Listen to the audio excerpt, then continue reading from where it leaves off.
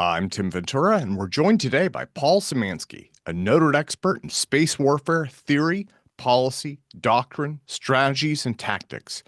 Paul's background includes expertise in space control, space superiority, force application, space situational awareness, space domain awareness, and space battle management command and control studies, analysis, simulations, and operations research. His career experience includes roles and affiliations with a variety of well-known organizations, including the Aerospace Corporation, Meditech, the Air Force Research Lab, and others. Okay, hello. My name's Paul Szymanski, and I've been helping the United States fight space wars for the past 50 years. And I'm going to give you a briefing, a short briefing, actually, on some of the concepts. There was a time when I had 86 different security clearances, but they all timed out 11 years ago. So I'm not going to talk classified or anything like that. And I'm not necessarily going to be talking technologies, but the bigger issues of, well, why are we fighting and how do we fight and what are the consequences and so forth. So going along here, summary of what I'm going to say. I'm going to talk a little bit about myself, actually look into the past history of space warfare, go over some of the foundational principles of how to fight and win space wars. And then, as a prime example, I'll talk about the space war that happened over the Ukrainian conflict, but way back in 2014, some lessons learned from that, and then what's been happening lately. And I guess I got to update this to 22, 25. And then I'll be open to questions at the end. And oh, by the way, there's a contest going on. On the lower left of one of my slides are an example of one of my patches I've collected over the last 50 years that are space related, space warfare related. And one of those patches seems to astoundingly celebrate a major security incident that could have caused the downfall of an allied government. I won't tell you which one it is, but this one, they are somewhat playful sometimes. They have an alien peeking out behind a green door. Now, for years when I worked at the Pentagon, there actually was a green door. There was this whole hallway that only had one door. It was green, and all these special programs were in there. So that's an alliteration to that. At any rate, about me, 50 years. Some have called me a father of space warfare doctrine. Others have said, well, I've briefed and supported 23 allied countries around the world and telling them how to fight space wars. So some people have said, well, maybe I'm the first original space mercenary like Boba Fett in one way or the other. And here are some of the different countries I've briefed at. And a lot of my publications so far, I've got 9 books out, another 5 coming out in the next few months. Some of them are required reading in officer training schools. I have a space warfare discussion group. It's actually over 30,000 members now that you're welcome to join. You look me up on LinkedIn. All the organizations I supported, all the way down from supporting the air staff at the Pentagon. That's the Secretary of the Air Force's office, National Security Council. Some of my briefings have ended up there. And then that was very early on in my career. As a matter of fact, I skipped my senior year of high school and senior year of college, and got 3 degrees at the age of 22 and started working very soon at the Pentagon. And then I diligently worked my way downward, in some sense, ended up at the labs the last 30 years. But consequently, I was always the youngest person in the room in the beginning. And in some sense, maybe I'm the last of the original space warfighters from the 70s and 80s, because all of them are 10, 20 years older than me. I'm 73 in a few weeks. Uh, you get to the point where you just want to try to relate the history and your experience. And it's very important to understand that all warfare is still between human minds. So I don't know about AI, but whether it's ancient Greek warfare or futuristic space warfare, it's human mind against human mind. And so you have to, I don't care if, it's past war or future war, there's a lot to be learned from historical perspectives on war. And Sun Tzu, of course, over 2,000 years ago, ancient military philosopher from China. And this is one complaint I have of the US Space Force is they seem to be oriented only towards tactics. This satellite, we got to take out this satellite, and it's take days and weeks to slowly maneuver to it and all that. Well, my calculations have shown a real space war where you have maybe tens, if not hundreds, of attacks going on is over with in 24 to 48 hours. And you have to understand, well, why are they attacking? What is their intent? And intent is the most difficult thing to figure out. But are they just doing a demonstration attack? Are they going decapitation, going after command and control? Are they going to come up close to us and stop? And are you going to start shooting first and start the space war yourself? And there's consequences. Like, oh, look at this. You can beat your chest and say, I won the space war, and look at all this debris. But you're really not fighting the war, you're fighting the peace. You're fighting the geopolitical realignments that happen later.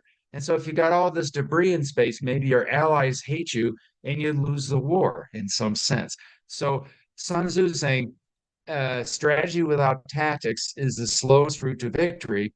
And then tactics without strategy is just the noise you hear before you get defeated. Because it's really all about ultimately strategy and geopolitics and preserving the political leader's status ultimately. Anyway, history. Space war goes back to ancient Roman times, Lucian's True History, at least sci-fi theoretical. They had Roman legions attacking the moon, and I suppose they had to deal with big spiders. And then just a year after Sputnik in 57, you have Frank Tinsley. He's a famous sci-fi graphics designer.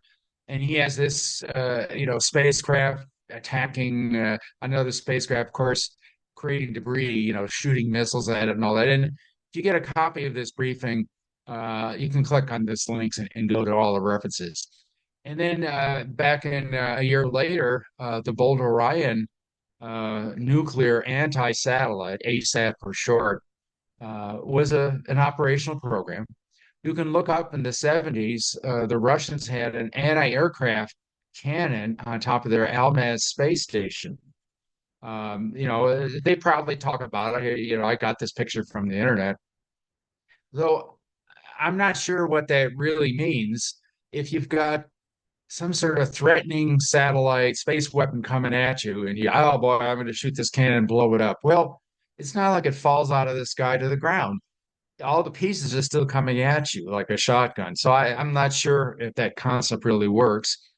Back in the 80s, I worked with the F-15 anti-satellite program at the Pentagon, and the program element monitor at the time told me that it actually was just a negotiating chip for the Russian kinetic anti-satellite, which I guess in a sense was a shotgun burst going against a satellite, and that was operational. And then there's various concepts. I'm not sure, these are some sort of, I want to say ground-based laser, but it almost looks like the moon. These are Russian concepts. We have a space fighter that just like Frank Tinsley shooting missiles. And again, I'm not sure how that works. Nowadays, the end thing is what I call inspector satellites. Officially, it's called RPO, Rendezvous and Proximity Operations. And it's getting up close and kissing a satellite or doing some little devilment. And then, as they say, at least when I lived in Maryland, is more than one way to skin a cat. And if you're going against ground terminals, which we did in Desert Storm, the Iraqi heavy earth terminals, that is space warfare. You don't have to necessarily attack a satellite. So there's actually been 11 space wars, incidents, whatever you want to call it, since the 1960s.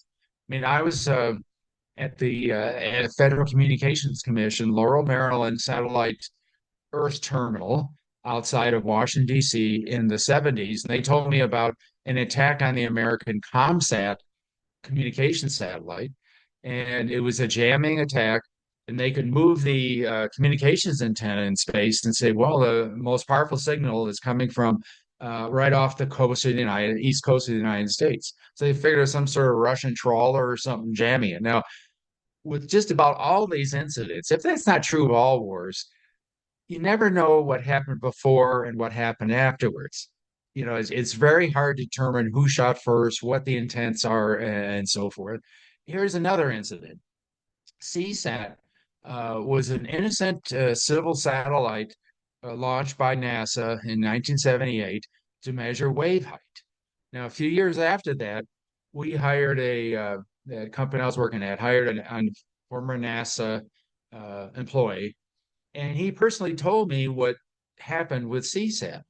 He says they turned it on and says, "Oh my gosh, we can see nuclear submarines at operating depth." I guess it just sort of wiggled the waves a little bit. And here's this line pointing to where the submarine's at. In other words, making it quite vulnerable and negating 1/3 of the United States nuclear triad. So, according to him, CSAT was purposely turned off. Now, the official statement from NASA was, "Oh, sorry, it broke." Now, years later, when we were doing imagery of that satellite, it was always all bent out of shape. So again, I don't know the full story there, but it almost looks like it was attacked somehow. This is another one of these mysterious things in the 1980s.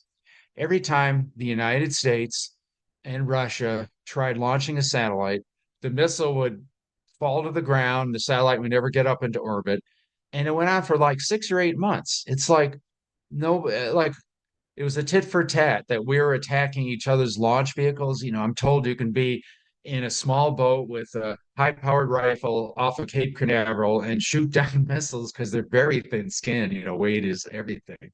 So again, I can't prove that, but it's awfully suspicious. And then I already mentioned the Desert Storm attacks.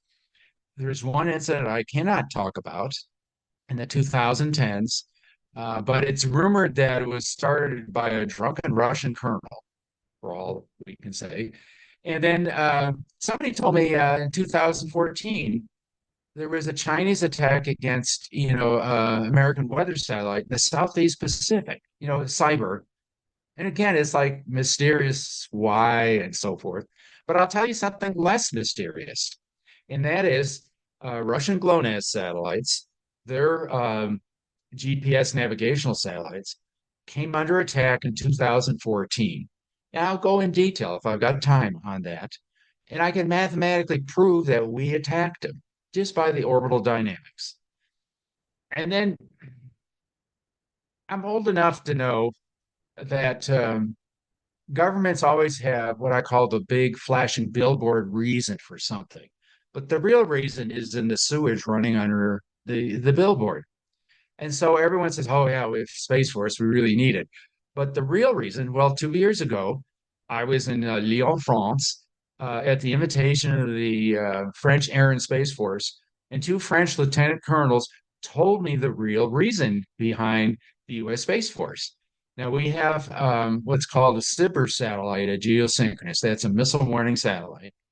And according to the French and other people have verified this, in 2014, one of a Chinese, what I call manipulator satellite, one of these, RPO kind of satellites, has arms to do whatever, came up close to a SIBR satellite and start tearing it apart.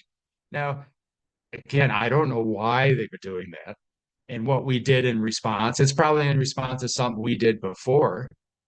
And it's actually very crazy because just before you go to nuclear war, I would think your adversary would try to take out your eyes and ears in space so you couldn't see how many missiles were launched and what azimuth they're going at, and the nuclear detonation, all that stuff.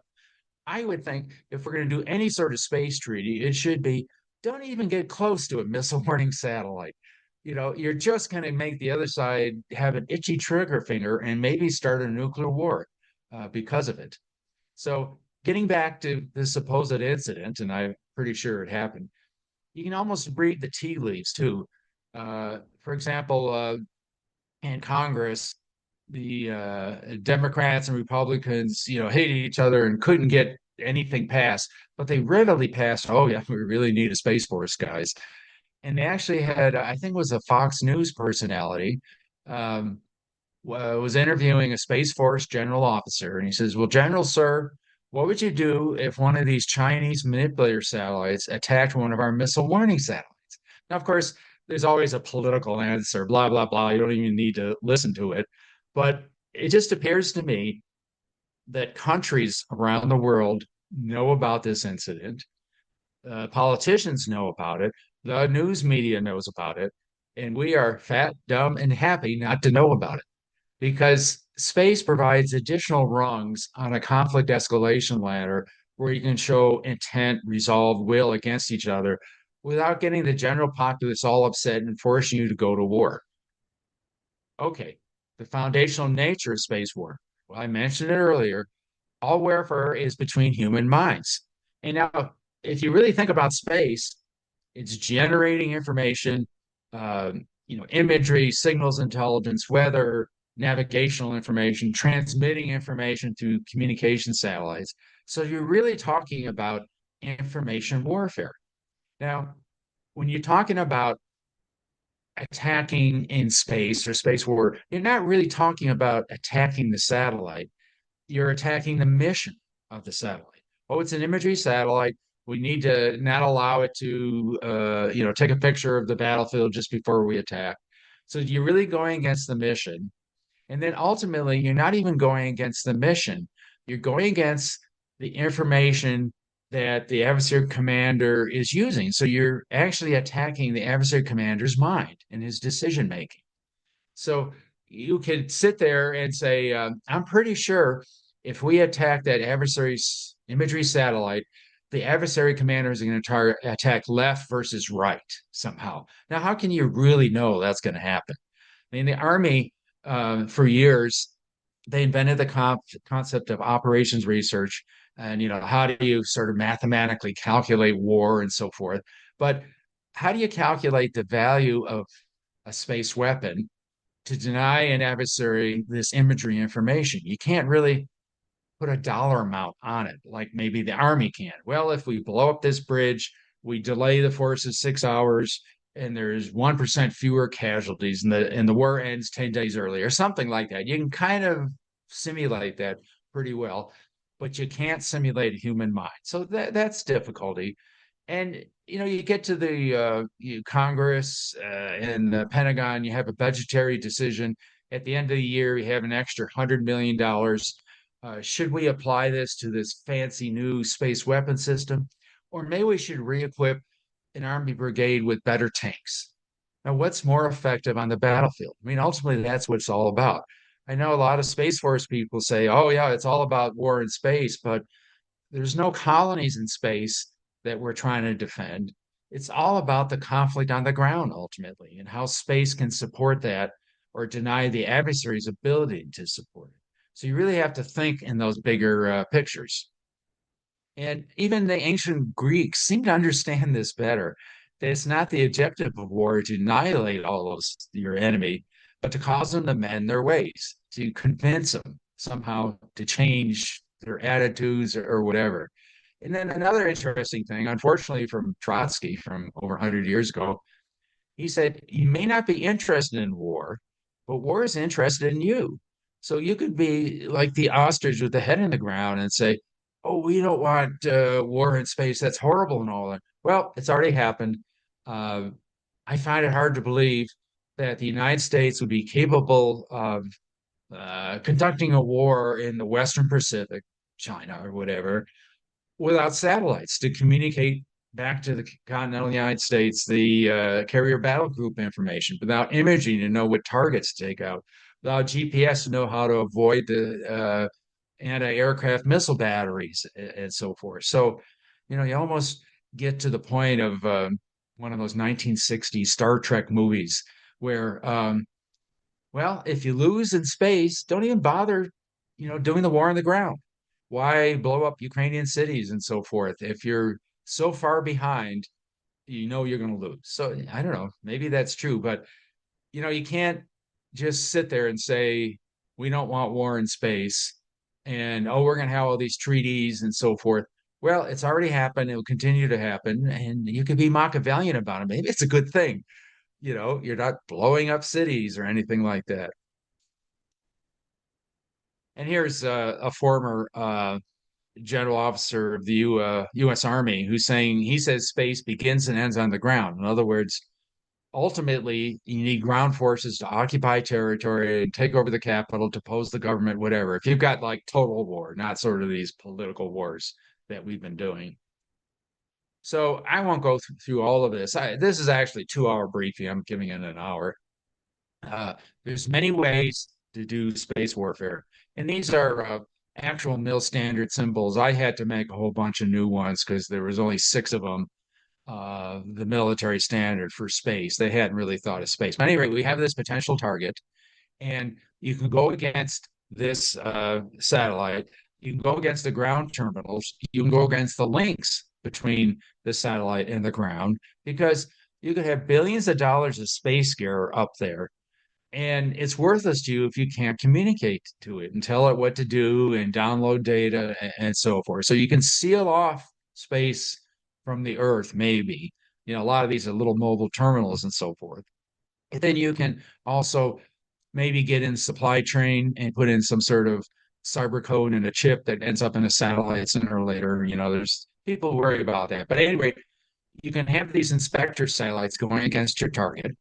Now, an inspector satellite is sort of a perfect space weapon. It's the equivalent of taking a satellite, putting it in a wheelbarrow, and wheeling it into your garage, and then going at it. You're like, well, let's just cut this wire and saw this and bend this and drill this hole and smash this or whatever, because you have these manipular arms can do this, but it's not tactically responsive to my mind in terms of it takes a long time to get and do that, and the war's over with before you're finished. And maybe you even self-deterred by you wake up one morning and you say, "Oh, I'm at war with China, and my satellite stopped working. It must have been the Chinese." Well, maybe it just broke like my computer did last month. Maybe solar flares after the electronics, maybe a micrometeorite went through it. You're not really sure. And you could be almost childish and say, "Oh, those damn Chinese, they did that." But maybe it's the Russians or the North Koreans trying to stir the pot.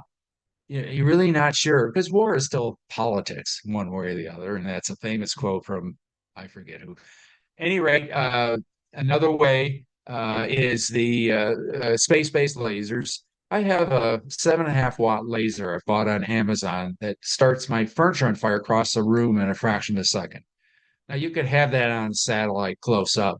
I've been on several ground-based laser programs, but the trouble there is that you have to sit and wait like a whole month before all your potential targets come over, and the war's over with by then. So they're not really all that effective. And then there's all kinds of mines concepts. I mean, I had the concept that satellites don't have feet, and it's very important for them to point very well. They have to be stabilized gyros and things like that. And they even had sensors that look at the stars so they know where they're pointing. And balance is everything in a satellite. Now, if you took a satellite, a space mine that attached itself to the walls of the satellite bus, it would imbalance it. And then if that weight started moving every 20 minutes to a different place, it would really mess up the satellite. Another way is if you have one of these inspection satellites and you have this star sensor looking behind it, you present an upside down star map to the satellite. Now, would the satellite go upside down? It's just a dumb machine and all that. So there's a lot of little clever ways, I believe, you can mess with satellites. Anyway, some of the characteristics is okay, I don't know why you're thinking space is tactical. Anything you do is global. It's actually in some sense global war. If you happen to be at war in Eastern Europe, well, you can attack a Russian satellite in the South Pacific, anywhere down its orbital path. It doesn't have to be within theater. And oh, by the way, governments love secrecy. Governments are like children. They'll do anything they want if they can get away with it. So they're like very secretive kinds of things to show intent and resolve against their adversary. And space fulfills that. Suddenly your satellite stops working. you can't really easily send another satellite up there and inspect, and there's not big red stars painted on the side of adversary weapons. So you can get away with a lot. And there's actually nothing new about that. I mean, in Langley, Virginia, the CIA headquarters is a whole wall with all these stars of agents who died in the line of duty. And I don't think any of those caused a war. Supposedly 2 years ago, they had in the open press, there was an incident, whatever that means, between an American and a Russian submarine in the Sea of Japan. And I don't know what incident means. They shot torpedoes at each other, it sank, or I don't know what, but it's subsurface warfare, spy versus spy, space warfare. Governments love it. You can do a lot there. And I'll go over how uh, the space war in 2014 intimidated Obama, and we lost that war because of it, because they took the war down to the ground and attacked the American banking system. So, at any rate, this is more or less what I'm talking about. Space. Unfortunately, we're used to war in the ground, but we're not used to war in space. So it's highly political, um, hidden from public view, hidden from internal to your government. I've been told when China tested its anti-satellite system in I forget 2007 or nine, blew up a supposedly dead satellite. The People's Liberation Army didn't bother to tell their government they were going to do it. Of course, there was a lot of political consequences worldwide from that. And I'm told there's a possibility the debris from that destroyed a live Chinese satellite later. So countries start out with these direct descent, anti-satellites, missiles going up, creating debris and all that. But then they quickly go away from that. Even India did that a few years, Project Shakti or something like that. It's what China has done, what Russia, well, actually did in 2014. I think it was about a week or two before the start of, no, I'm sorry, 2022, before the start of the full-flagged, full-up conflict in Ukraine.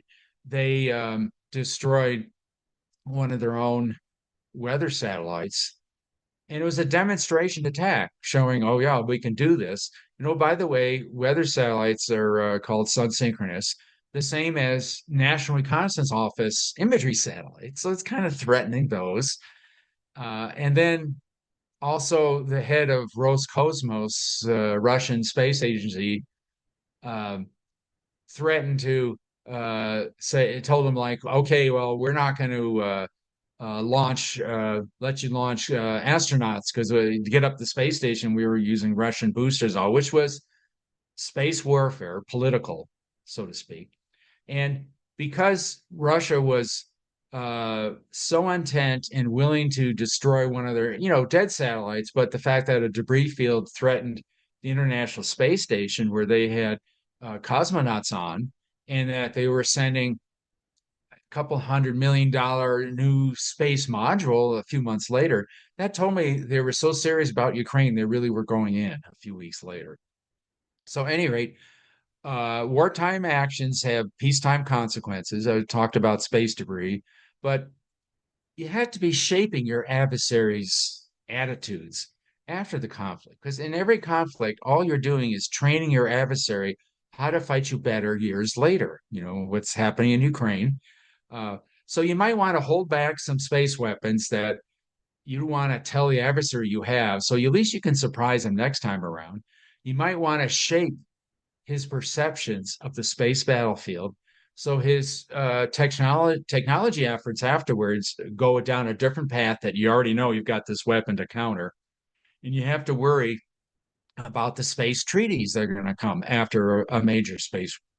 Now, treaties are nice, but when you're about to die on the battlefield or you have the government's about to lose control, they don't care about treaties.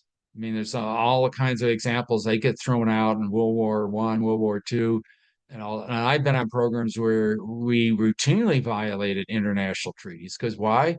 The child, the kid excuse, well, I can get away with it. No one knows.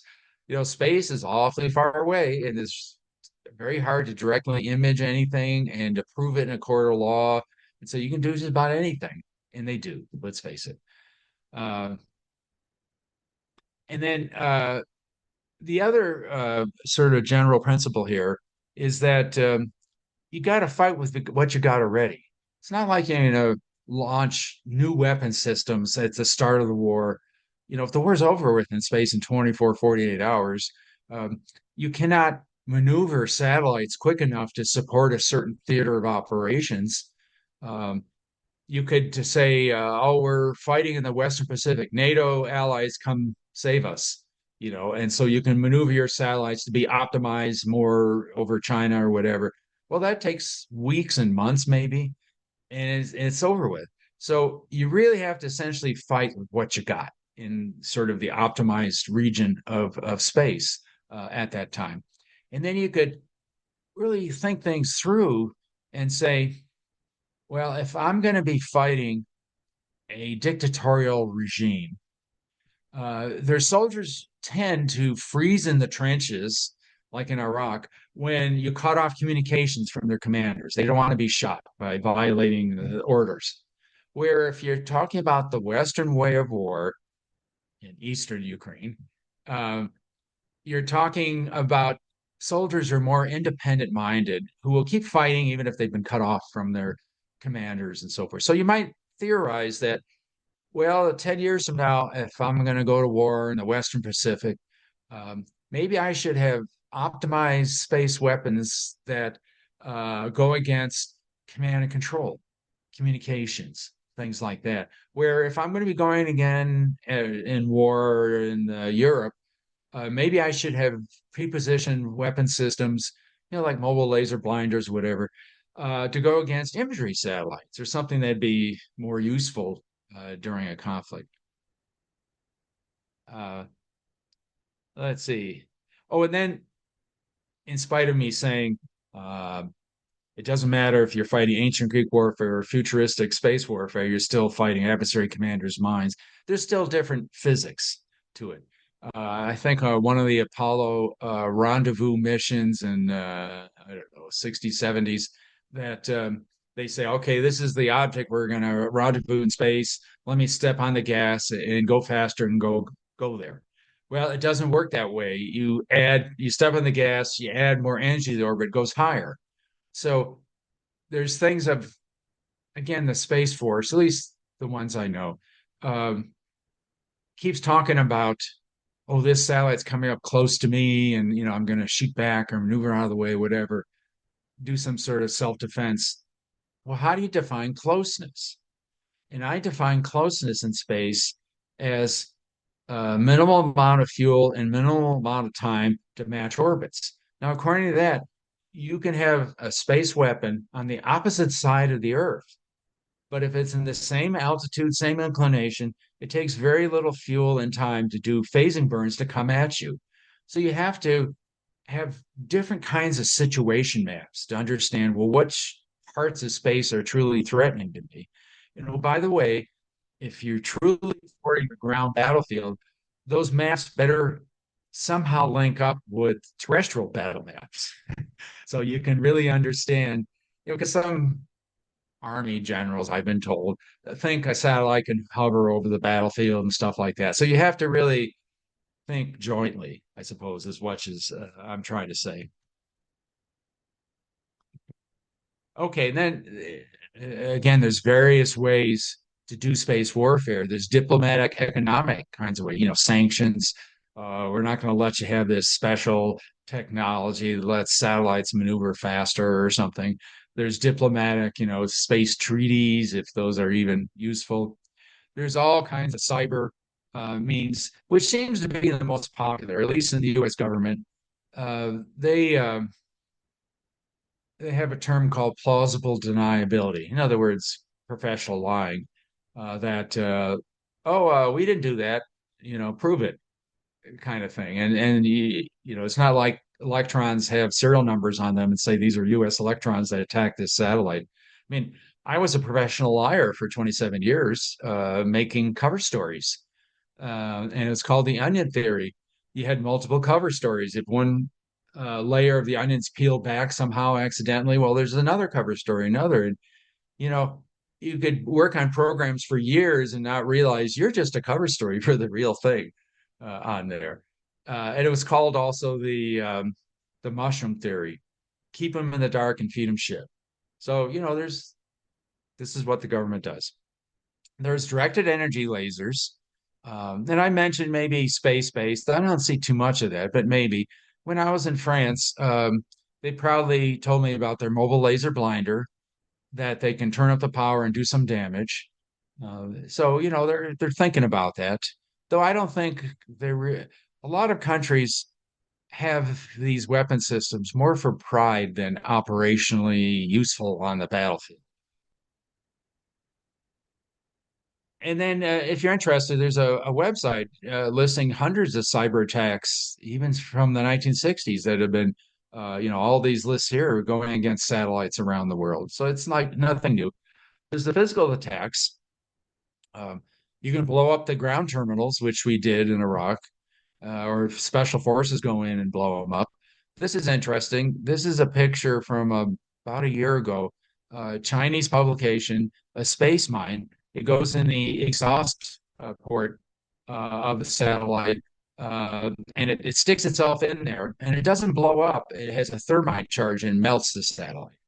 And it could be in there for years. Maybe you wouldn't know it, though the weight thing might be an issue. Here's a picture of a weather satellite, which looks remarkably like a military weather satellite. That who knows is some janitor pulled the bolts out in the factory and it fell down. There's the space-based physical attacks, the classic kinetic kill vehicle, causes debris. I mentioned the inspector satellites. You can also, pull it to, useless orbits and things. And here's some examples of those theoretical. And this is a global assessment of which countries are big in space warfare, most powerful. I'll give you my own assessment. But I give this one because I was surprised that Israel here is very big on electronic warfare, cyber warfare for space. So that I didn't know, but that's easy to believe. So my assessments, this is my rankings.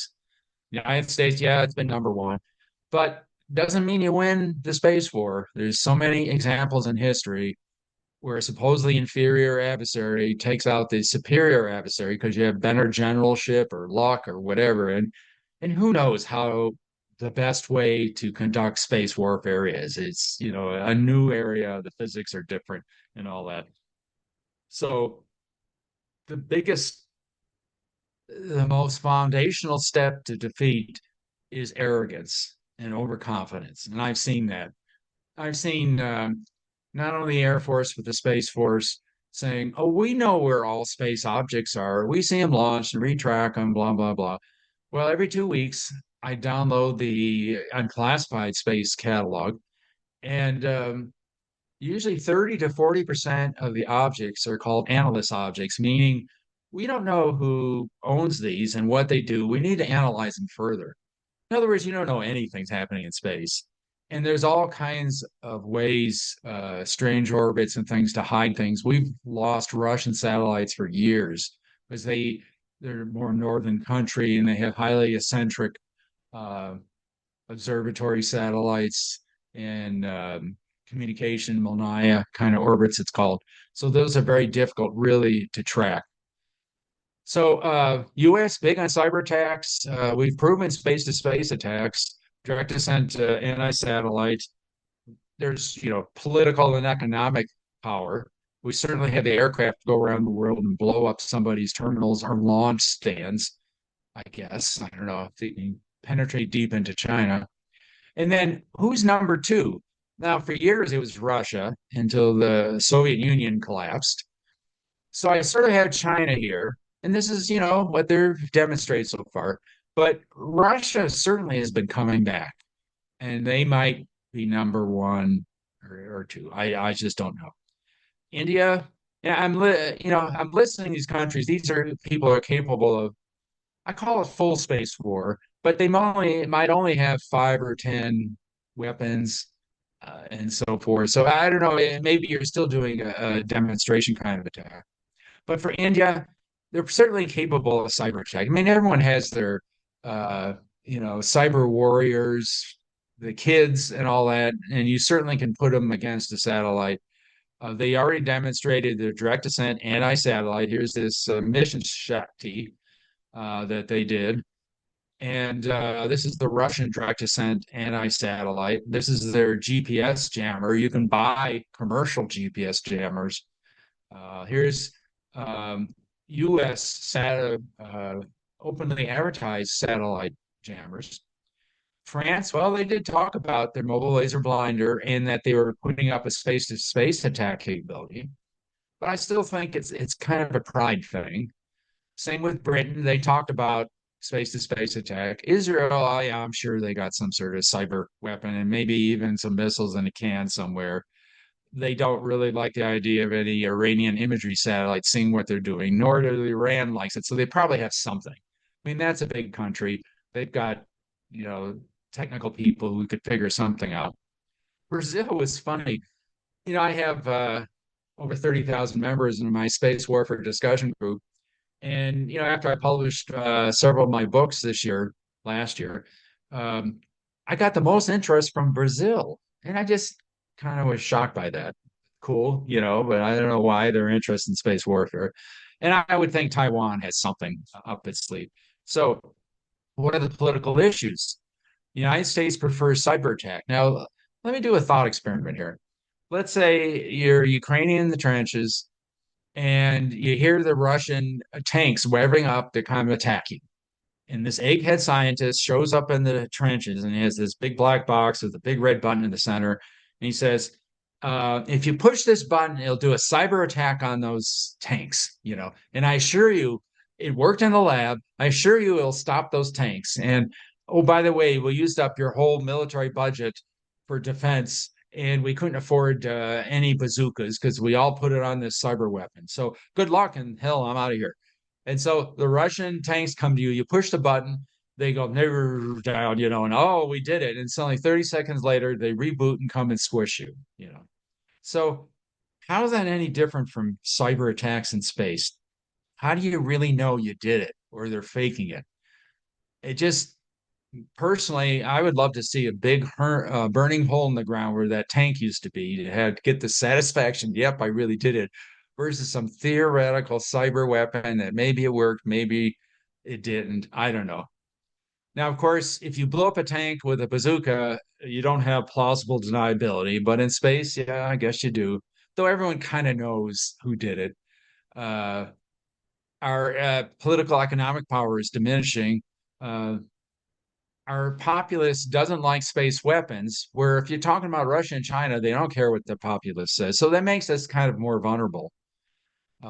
Though many years ago, the rule was kill them all and don't ask. I saw a policy document saying that. So I was surprised by that, for space. I don't know if it's still true, probably even more true now. Okay, I've gone over most of these things. Again, I'm sorry I can't go through all the details. Okay, um, here's something else that happened. It's in the open press back back in 2022 that China probably talks about their manipulator satellite. Satellite has arms, and they said, well, actually, this happened. Well, they launched a Badao satellite. That's their Chinese GPS navigation satellite. They launched it years ago. And at the time, they said, oh, gee, I guess the thing broke. Damn it. And then back in 2022, they said, well, we're going to be good guys and we're going to grab this dead satellite, which was in geosynchronous orbit, floating around the whole belt. We're going to grab it and pull it out to what's called graveyard orbit. And so it doesn't hit anything. I don't know why it took them so long. And it's rather interesting that it happened just a month before Russia did its major attack in Ukraine. So I don't know if they kind of knew what was happening. But at any rate, uh, things aren't quite right with what happened there. Graveyard orbit is plus or minus 300 kilometers, plus or minus geosynchronous. And the Chinese pulled it to 3,000 kilometers above geosynchronous. Now, fuel is everything in space. You're not going to waste it for no reason unless you're trying to hide something. By the way, whenever this manipulator satellite was approaching and grabbing it, they made sure it did maneuvers during the daylight, so our optical sensors couldn't see it. The sun's too bright, and then grabbed it finally when it was over the Chinese mainland. Now, of course, maybe controllers needed to see what was happening, and then they, tried to do it at different parts of the world where there's not space surveillance sensors from the United States and all that. So, why would they go 10 times the normal geosynchronous belt? And it's funny, why did they start it 2 days after the US proudly announced the launch of two more of its inspector satellites itself? Maybe they figured the gig was up and let's get rid of it.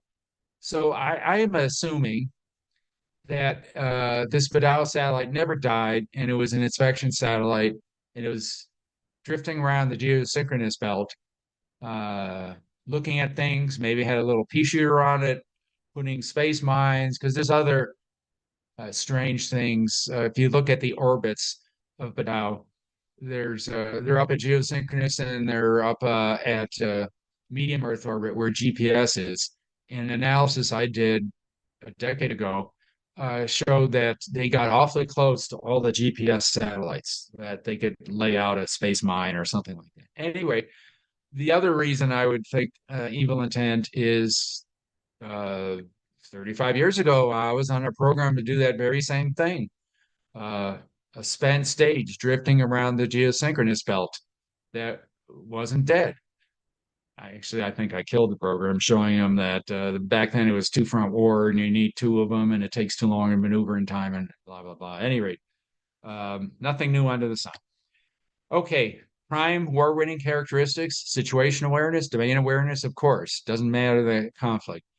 Pre-conflict positioning, maneuverability is everything, and then command decisiveness. You can sit there and scratch your head and say, gee, who attacked us? Or was it even an attack? And was it intentional and so forth? And suddenly the war's over with. You self-deterred.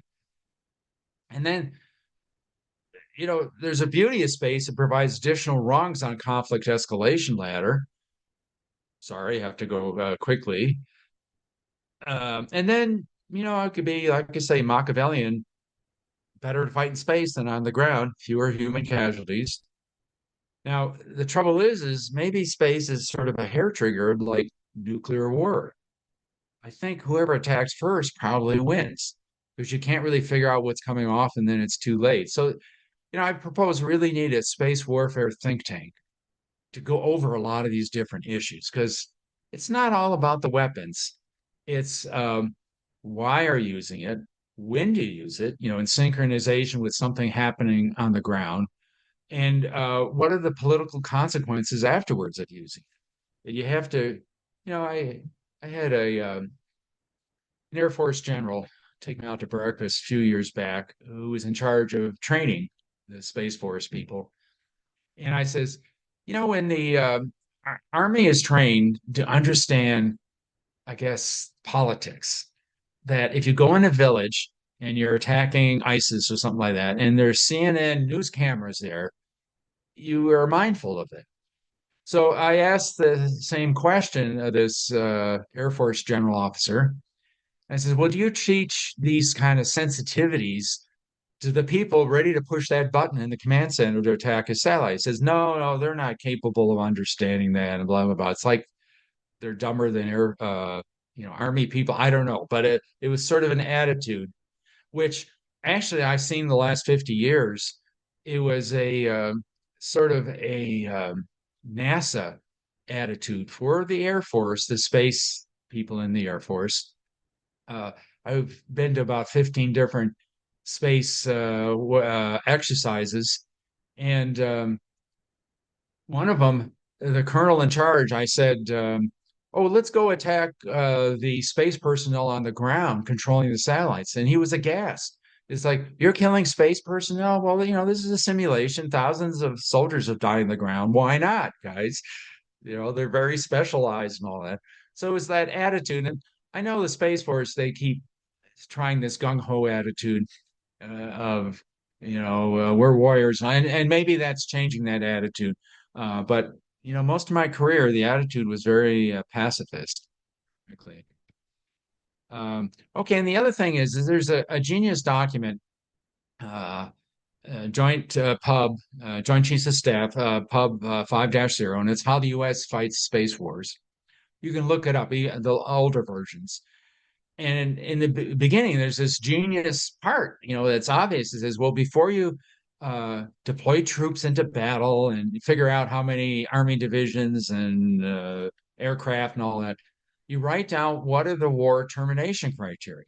What does it take to make the adversary surrender? Well, yeah, of course. That's why you're there, not to fight and blow things up, but make him change his mind to surrender. So, okay, how do you apply that to space? I mean, that's easy for terrestrial conflicts. Oh, gain territory, take over the capital, depose the government, destroy war-making capabilities. Okay, where's the capital in space? Um, you cannot occupy territory legally and say, this is my orbit and no one else can come here. Um, you probably should destroy war-making capability in space, but it's so easy to hide it inside commercial satellites or dead satellites. I mean, I've theorized you could take these 1960s and 70s huge rocket boosters that go halfway to geosynchronous, and there's a whole bunch of them floating around there. And you take the exhaust cone, which is the size of the room I'm in, and hide some space weapons in there. Is anyone going to spend all that fuel looking at every single one of those to try to figure out if some bad thing is in there? I think that even though there's no marshes and trees and mountains in space, it's still pretty easy to hide. So, anyway, how to win? I've already mentioned this: situational awareness, pre-conflict positioning, decisive political will. Well, if you haven't had a space battle before, I'm not sure how you can be decisive. What's effective doctrine? Well, you take World War II Blitzkrieg. The Allies had 10 times more tanks than the Germans, and they had thicker armor and better guns. Yet it was the biggest defeat of the 20th century.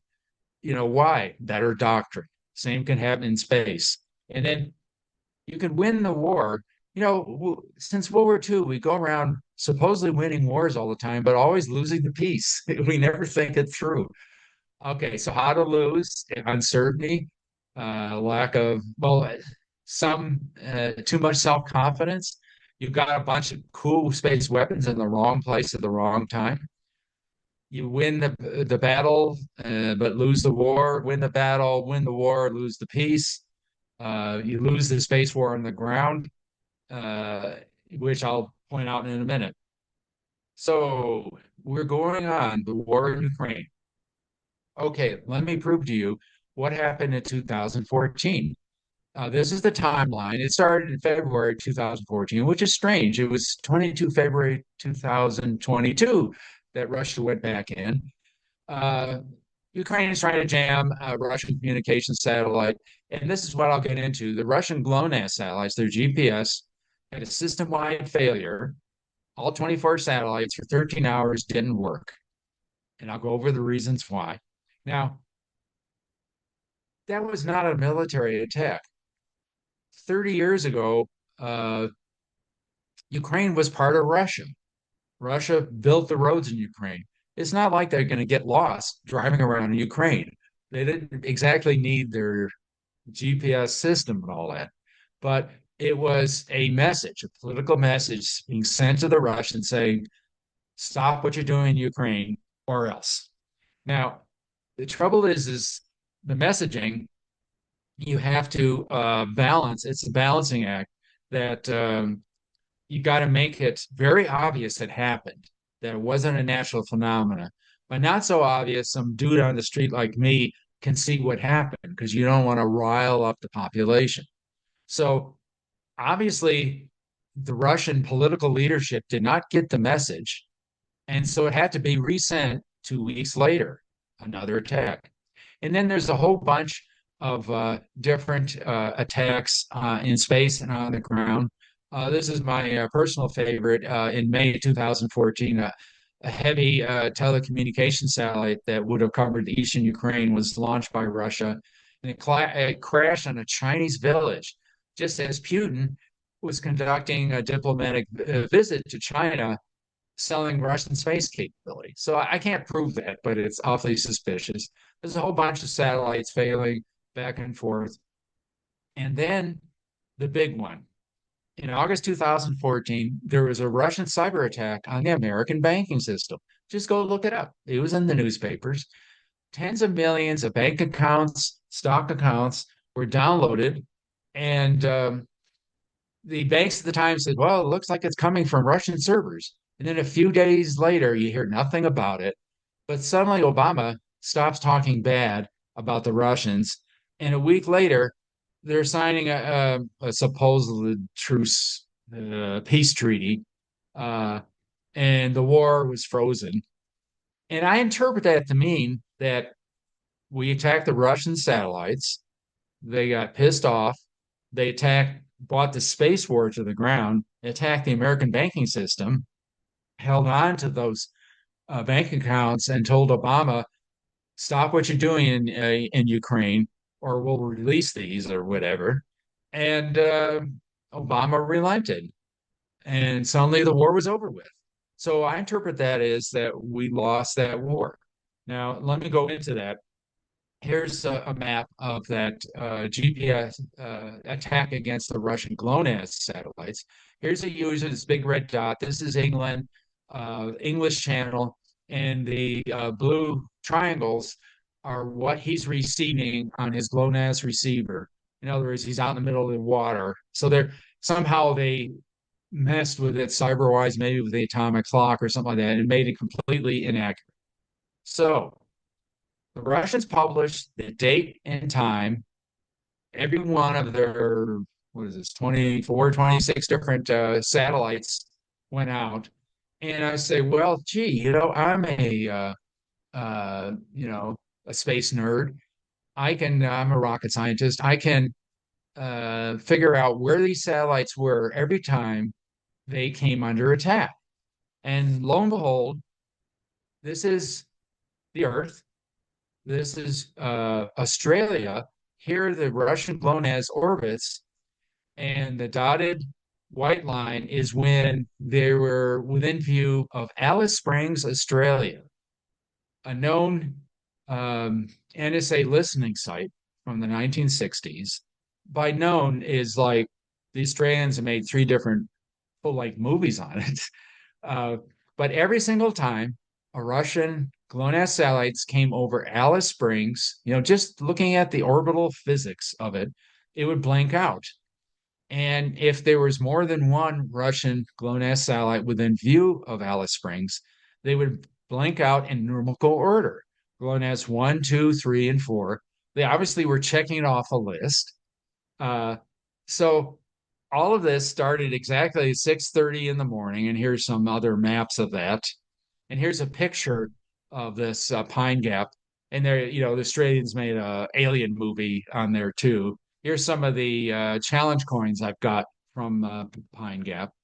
And here's the counter communication system that the U.S. proudly says this is an offensive space weapon system. Who knows if it was deployed there one way or the other. So conclusions, I can prove those attacks. Oh, by the way, I was job interviewing at the Pentagon at the time, and I don't have any security clearances. They all timed out 11 years ago. But in an unclassified environment, they told me, says, "Oh, we're thinking of attacking Russian satellites." And 4 days later, they start blinking out. So for what that's worth. Anyway, I can't go into all this, but the thing is, the attacks were too obvious. Of course, again, you have to make them obvious enough to the political leadership that you're attacking their minds. But these space weapons, I'm told they're suitcase size. I was told that 20 years ago. They could be on top of embassies around the world, on ships in the South Atlantic, you know, and you could never figure out why these satellites are blinking out. They'd be blinking out at different times. But this is lack of operational perspective and strategic and political perspective that the military just loves pushing that big red button, and what are the consequences? I don't know, Okay, so what's been happening lately? You're probably familiar with the acid rain cyber attack, took out Viasat's modems, physically destroyed it somehow. There was tens of thousands of users affected. I think there was 5,000 windmills that didn't work anymore in Western Europe. Here's a bunch of the jammer attacks for against GPS.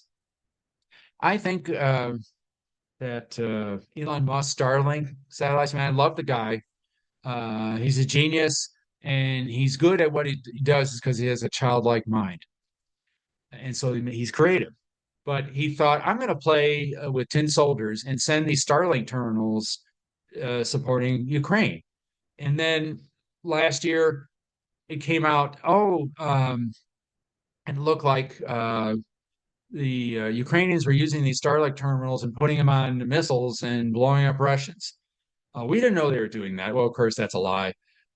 Supposedly, Elon and Putin talked over the phone, and I think Putin threatened Musk, maybe threatened his employees, his family. It seemed like the attack on the American banking system uh, to stop. So Musk backed down. Oh, maybe it has something to do with over 40 Starlink satellites falling out of the sky. Here's a picture of them on the 4th of February. I guess that's 2 years ago now.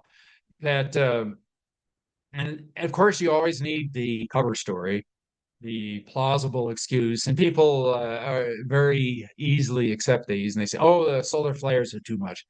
Well, solar flares never done that before. It wasn't particularly big solar flares. And oh, by the way, uh, over 200 of his satellites bombed out over the following months. So I think that was a message. Can't prove it, but Elon backed down. I was on the board of directors of Air Force Research Lab. Retired general officers and vice presidents, admirals, and all. At any rate, I was at the uh, what do you call it, dinner afterwards, and I was just blabbering away, and I says, Maxar's imagery satellites, they're selling that information to Ukraine. I'm surprised the Russians haven't used their mobile laser blinder here in this picture in the lower right to attack them. And everyone around the table, including a senior vice president of Maxar, started giggling, meaning yes, they had, even though they couldn't directly tell me. So there's a bunch of other things, attacks that have happened. And if you give me a few more minutes, I will show you the most serious thing happening in space, and that's called FOBS, Fractional Orbital Bombardment System. That's something the Russians invented in the 1960s. We're talking about, old technology here, where they would send a nuclear missile instead of going north, the short route, it would go south over Antarctica and avoid American missiles or defense and radar sensors. And supposedly, the Chinese, it was told, publicly, the Chinese have this, and they publicly mentioned it's to take out American aircraft carriers. Now, of course, that's gotten even more relevant with the Russian Oreshnika. Oreshnika is the proper pronunciation. That's what Putin calls it. Taking out Ukrainian factory a month ago or so. So hypervelocity weapons from space. Here's one night, the whole sky lit up over Ukraine, and there was a security camera, and I got it was publicly available video, and I got the different uh, screenshots of that. And you can see this, it was said by some sources that a deep underground command post in Kiev, both NATO and Ukrainian, was taken out by a Russian hypervelocity missile. And this command post was 400 feet underground, I mean, a 40-story building. And I know for hypervelocity, if a pound of lead is going at 12,000 feet per second, it's equivalent to a pound of TNT. Okay, that one night in Ukraine, you see this bright star coming straight down. Meteors don't come straight down, they streak across. You see a final maneuver burn. You see the heat shields being jettisoned. And then suddenly a huge flash when it hits the ground. I think that's taking out that command post. And it must liquefy the ground at that speed. I mean, if you dump 2 tons of concrete off from space, it comes down at Mach 26 and 3 times hotter to the surface of the sun. So I hypothesize if some adversary, let's say China, had these hypervelocity weapons, or let's just be facetious about it, they take 2 tons of concrete in one night, and it's been floating around in space for years. And one night, they drum 2 tons of concrete in every single 11 American aircraft carriers around the world. 100-foot hole, gleaming, jagged metal from 3 times hotter than the surface of the sun. It hits the cold water, huge steam explosion. The carrier sank in minutes using 1960s technology, guys. And there's no defense. If it's coming down on Mach 26, and of course it'd be aerodynamic and stuff like that, you cannot avoid a slow moving carrier. Even if it missed it, though we had 36 of these Russia Oreshnik missiles coming out, even if it missed it, at Mach 26, it's going to create such a huge explosion in the cold water and tidal waves and all that. I mean, they're sitting ducks. There's nothing, no defense against it. So the US is a sea power, it is not a land power. We've had these oceans defending us so that we can go around and do wars all around the world for years and have no consequences here. But those oceans become our tomb if we do not have aircraft carriers, if we cannot project sea power. And so we're locked in here. We cannot have 2 million men march across the North Atlantic to defend Europe.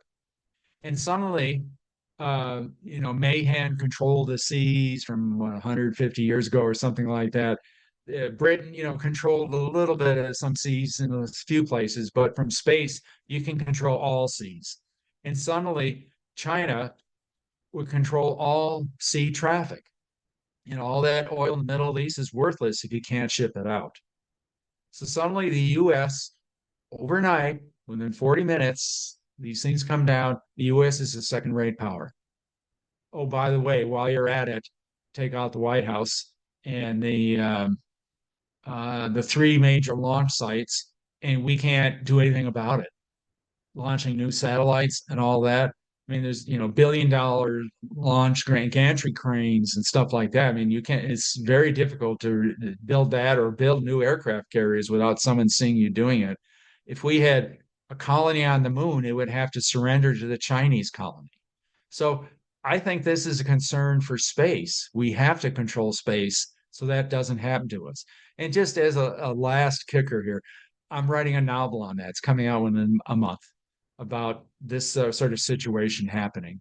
And then ultimately, you go back to about 500 years ago, where sea power doesn't matter anymore, only land power.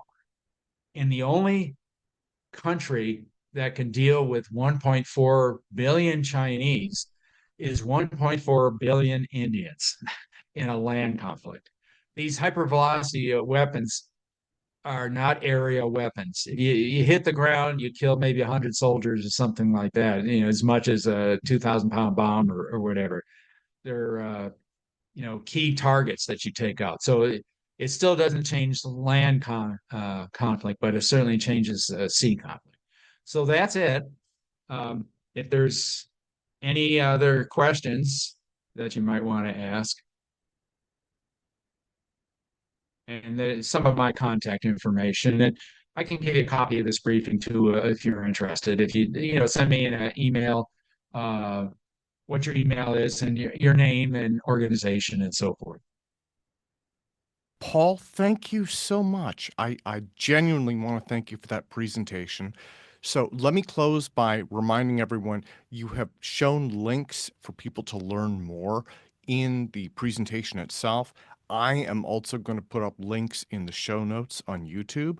And so I'm going to try and put this up ASAP and try and get this out there so that people can learn more about space warfare. And again, I want to remind everyone that this is one of many specialized presentations that you have. So your subject And domain the nine expertise is books I have amazing. out so far, Yeah, all on LinkedIn under my name, or I'm sorry, Amazon under my name. yeah. So Paul, let me thank you for your time again so much today, sir. Okay, and have a good New Year's then.